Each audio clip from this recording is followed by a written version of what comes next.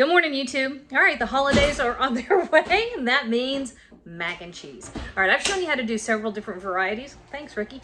I'm going to show you how to do one that is just plain creamy, loaded with cheese.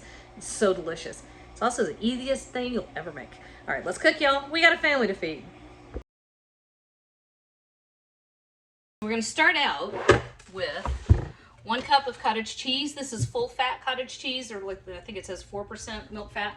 Don't get the low fat kind, it just won't turn out as well. All right, to this we're gonna add a teaspoon of kosher salt, a teaspoon of black pepper, and normally this is where I would sit here and I would tell you to put in a teaspoon of dry mustard, but Boone and I have gone through every cabinet we can find and our dry mustard has just vanished. So I'm adding half a teaspoon of garlic powder. Also add a teaspoon of dry mustard, okay? So, there. It's irritating because I know I have a brand new thing of it. It just makes me mad. All right, so, mustard. All right, you also want to use fresh nutmeg. This is a whole one. I just have a little microplane grater. About half a teaspoon, maybe. You can go scant. You can do a quarter. When it's fresh, it is super fragrant.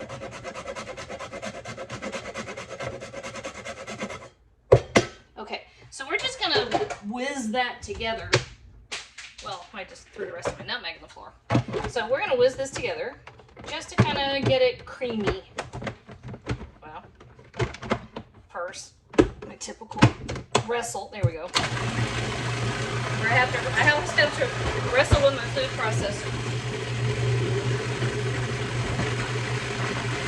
I don't know what they do in the UK. I know a lot of y'all are in the UK. We have small curd and large curd cottage cheese. What do y'all call it? Do you have it? Farmer's cheese? Is that similar?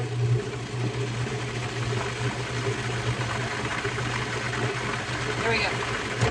Okay, all done. Let's move over here. All right, we're gonna move over here. And I'm taking our cottage cheese mixture. This is 2 cups of milk. Again, I've got whole milk. I have been back and forth on the, of course, I grew up in the 80s where fat was evil. And then all the nutritionists were telling you to cut it down to skim milk, which I did. We had skim milk for years in our family. And then people started talking about how bad sugar was. And one of the ways that they had worked with getting the fat out of milk was to add thickeners, carrageenans, and sugars. So then they said to go back to full fat milk. And I still have that 1980s consciousness where it feels horrible and evil. So luckily, it has come out. You don't have to have milk at all. So we don't drink all that much anymore. Of course, my kids are older. We do eat tons of vegetables. Lots of fermented stuff. So when I buy milk, here we go, whole milk. All right, so I just stirred the milk and cottage cheese mixture together. And I have here 9 by 13 baking dish. I just rubbed with butter. It's kind of dark in here, guys. I'm sorry. It's like super cloudy and nasty outside. Don't think I'm crazy on this recipe. I promise I'm not. All right, so I have 2 types of cheese. Extra sharp cheddar and Monterey Jack. All together, I have about 1 pound of cheese that I grated. Pre-grated cheese is another one of those things I go back and forth on. Trying to figure out. It definitely tastes better when you buy it and grate it yourself.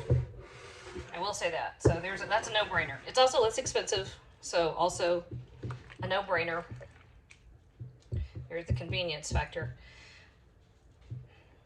And if you read the packages, You don't see cellulose listed, but I keep hearing that that's what gets put in it to keep it from clumping, anti-caking agents, and I feel like if you got to use an anti-caking agent, that's not cool. So anyway, I guess today's discourse is all my unresolved guilt about food. All right, so half a pound of macaroni noodles. You can use whatever you want. I just have, you know, macaronis. Aren't you cooking that? No, I'm not, actually. Kinsley, can you grab me the foil? All right, so you see, actually I told y'all a fib. What? The word, is that funny? I did, I told him a fib. I had 2 pounds of cheese. I didn't. I have 1 pound of cheese, and I reserved, I don't know, half a cup each of both kinds of cheese. We're gonna come back and put that on top at a later point. All right, so stirring all this together. You notice what I didn't do, y'all. Nothing on the stovetop. I didn't cook my noodles. Oh, Lord. God bless America. I didn't cook the noodles. I didn't make a bechamel. I didn't do a Mornay on the stovetop. I just kind of whacked it all together right there. All right, so my oven is preheated to 375 degrees.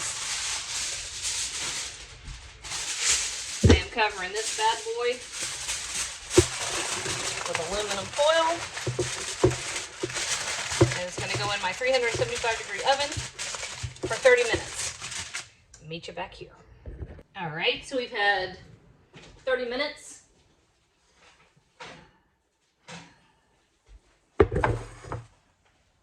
So in 30 minutes, we are going to burn our hands. Uncover this guy. Doesn't look like you thought it would, does it? And we're going right over the top with the rest of our cheese. I added probably 1/4 cup of just plain old cheapy Parmesan. I like the texture of Parmesan melted on tops of stuff. Okay. All right, right back in the oven for another half hour. All right, let's get... I sent you $26. All right. Sorry, I didn't know you were filming. Ricky sent me $26. Wait a minute, listen.